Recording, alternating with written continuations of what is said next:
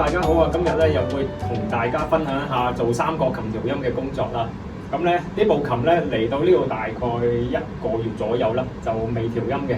呢部琴我之前都冇調過音嘅，所以咧都要睇下佢會有啲咩狀況出現。唔知大家仲記唔記得上一條片我教過點樣開部琴噶啦？咁啊，首先開個頂蓋啦，開咗呢半截先。咁呢度人哋都有教噶啦。因為呢個琴房係會出租俾人去錄影啊、拍攝或者考試用嘅。我會將呢個 studio 嗰個連結咧、地址啊、電話咧就放落我個下面留言嗰度。有興趣可以 book 呢間琴房練琴啊、考試啊、錄影啊各樣都可以嘅。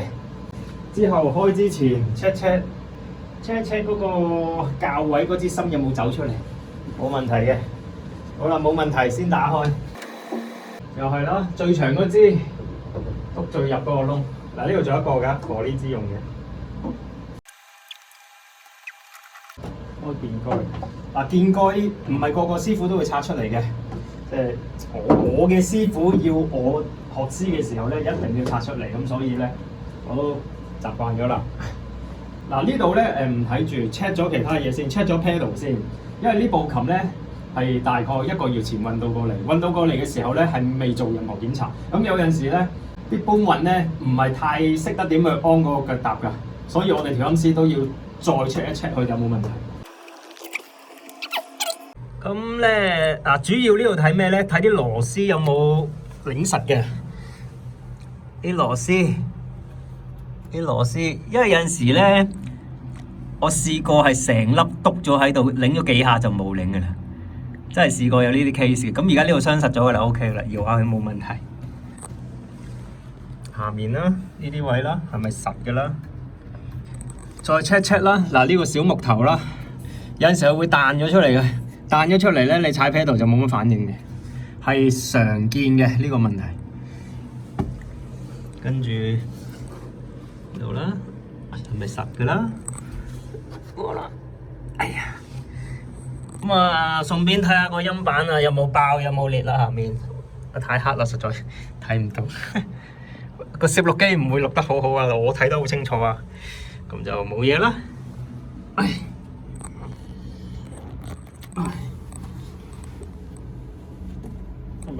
呀，做調音師就係咁，我成日話又要踎又要爬又要捐。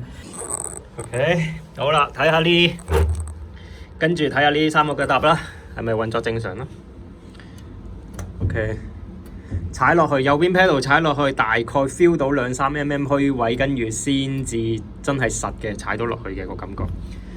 中間個 pedal 啦，特定弦音，撳有個 chord， 跟住踩 ，OK， hold 到嘅。咁咧，我哋又或者可以咁樣試，最緊要有分順就得㗎啦。左邊腳踏啦，踩完鍵盤向右邊喐啦，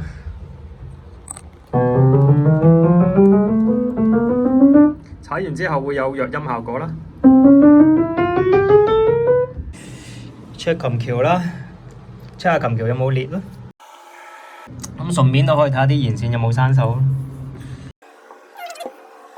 音板冇爆嘅 ，OK 冇問題嘅。我發覺踩右邊 pedal 咧，個掣音開得唔係好夠高。嗱，你要試佢好簡單咧，你踩住然後撳黑色 key，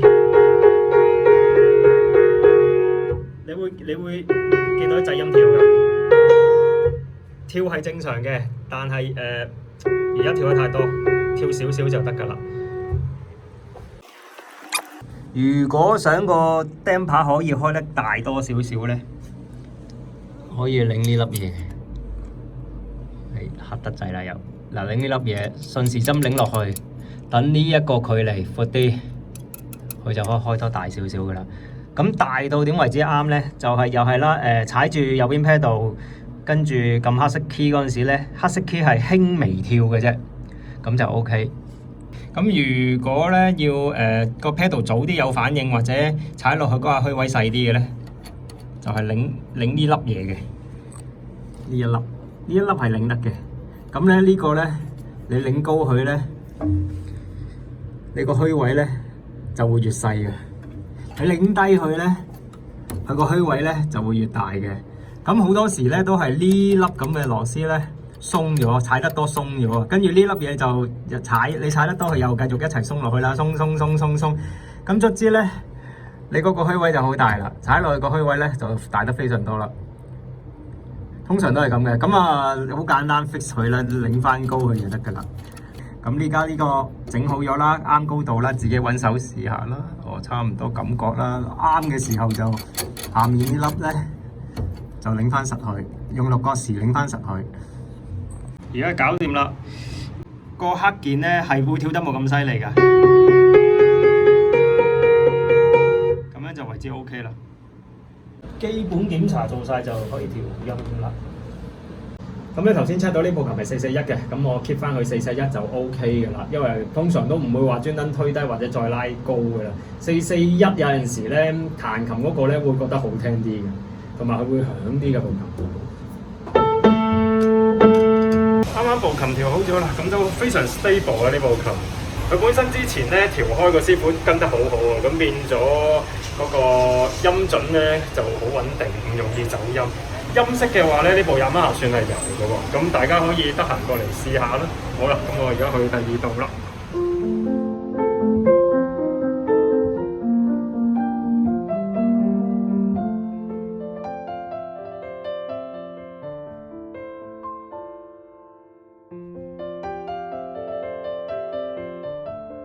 平時上客人嗰度咧，好少有機會咁樣錄影嘅，因為咧喺人哋屋企係唔方便錄影。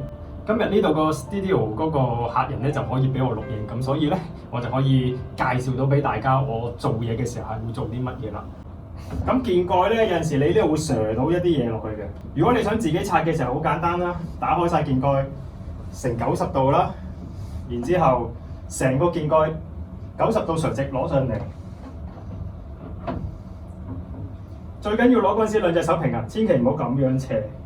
一咁樣斜咗咧，就卡死咗噶啦。其實冇咗鍵蓋調音咧，會少一啲嘢頂住係方便啲，所以我係中意冇鍵蓋。跟住嗱，真係有嘢跌咗入去啦，一支筆。仲有張紙啊，順手睇下暖管有冇開啦。而家暖管熄咗嘅。咁就 check 翻嗱，如果你屋企個濕度控制得好嘅，長期保持到喺60% 以下嘅時候，你可以唔開嘅暖管，因為始終三角琴開暖管咧，對嗰個 pin box 咧唔係咁好啊。咁有啲外置式嘅暖管咧，就係放喺個琴底下面嘅。咁其實嗰啲咧，我自己覺得冇用嘅，係一啲用都冇。你諗下，你係要 burn 佢，令到個環境去變成乾燥啊嘛。咁你喺一個外面空曠嘅地方走去 burn 嘅時候，一路咁樣 burn 啲濕氣走嘅時候，同一時間啲濕氣都會湧翻埋嚟嘅，變咗只係不停咁熱住個音板咯，而唔係真係做到一個防潮嘅效果。咁所以外置嗰啲三角琴防潮管我係唔推薦。內置嘅三角琴防潮管有需要，你屋企真係控制唔到個濕度嘅時候，都其實最好都係安嘅。但係我最後嘅建議都係可以唔安就唔好安，盡量都用抽濕機或者開冷氣保持嗰個濕度。所有嘢都準備好就可以開始調音啦。咁啊，同立式琴一樣啦，中音、子音帶要用嘅，又係啦，踩起個掣音啦，然後篤佢落去。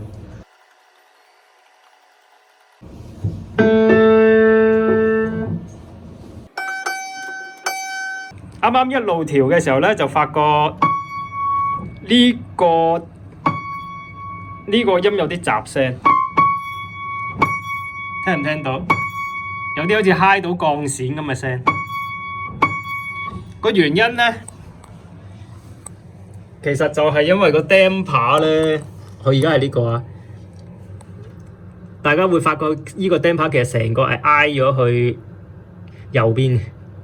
咁因為挨咗過去咧，佢入邊呢條鐵線咧就太近嗰個弦線啦。咁你彈嗰陣時條線會震噶嘛？咁條鐵線一挨埋去咧，就即刻咧震到吱吱咁嘅聲啦。所以而家要 fix 咗佢啦。卡哇伊要拆琴膽好簡單啫，暖管攞走佢先啦，插左右側木啦，下面有粒螺絲。卡哇伊就好方便嘅，佢粒螺絲好大嘅嗰個把手位，就係咁樣啦。咁大個把手位，好方便拆出嚟。三角琴擔抽出嚟，唔好撳到琴鍵啦。你一撳到琴鍵一拉咧，就拉斷琴錘嘅啦。同埋要水平出啦，唔好斜咗出嚟。一斜咗出咧，撞到呢條鐵又係會斷錘。咁啊，成日攞出嚟啦。咁點解我成日話做三角琴係好傷腰骨咧？因為呢嚿嘢真係好重好重㗎。呢嚿嘢分分鐘有成40-50磅㗎。咁咧就要一個師傅咁樣揼出嚟。呢個釘牌有問題嘅，咁就鬆佢出嚟啦。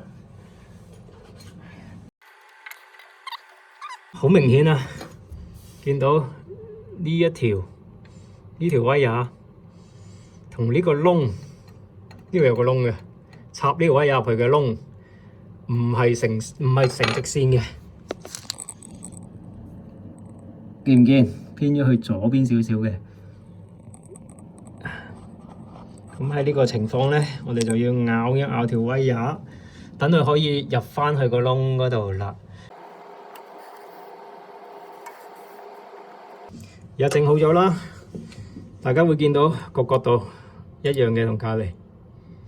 咁我而家就擰返10粒螺絲先啦。首先我哋推呢個巴啦，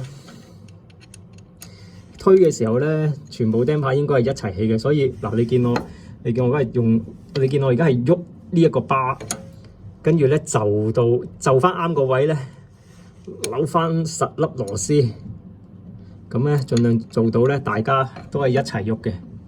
好啦，睇一睇上面啦，下面整好咗啦。咁啊，下面整好咗之後咧，上面嘅角度咧又唔啱喎。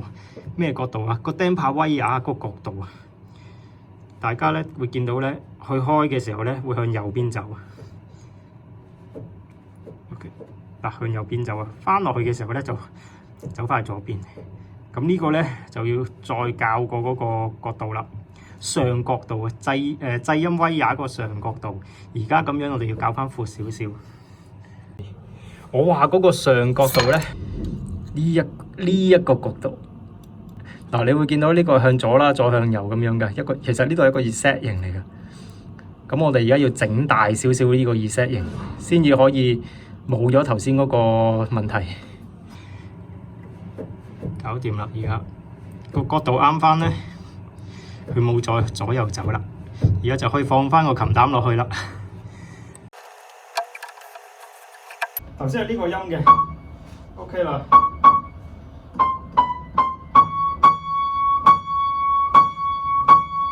大力彈都冇嗰啲吱吱聲啦。冇漏音，咁個釘牌整好咗啦。喺三角琴入邊咧，整釘牌其實係最複雜嘅一樣嘢，最困難嘅。我哋學 regulation 咧，學完之後咧，先至可以學整釘牌嘅。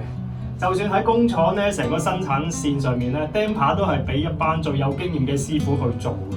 以前學整三角琴嘅時候咧，整釘牌呢班咧，花咗好多時間去練，可能都有6至9個月嘅時間㗎啦。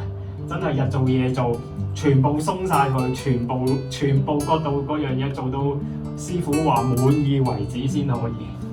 如果有問題嘅咧，咁大家喺下面留言俾我啦，同埋最緊要咧係訂閱、讚好我哋個頻道。YouTube 個演算法咧就係根據留言、讚好同埋訂閱咧去考慮將你嗰套影片咧擺得高啲咧，去俾人睇嘅。因為如果唔係咁嘅咧，咁我就要俾廣告費啦。如果廣告費咧，而家大概係1000蚊左右咧，大概可以有3500個人咧係會睇到段片嘅。咁但係我冇咁多過1000蚊㗎嘛。咁所以咧，希望大家最緊要係訂閱、讚好、留言。好啦，咁啊今日嘅影片嚟到呢度啦，下次再見啦，拜拜。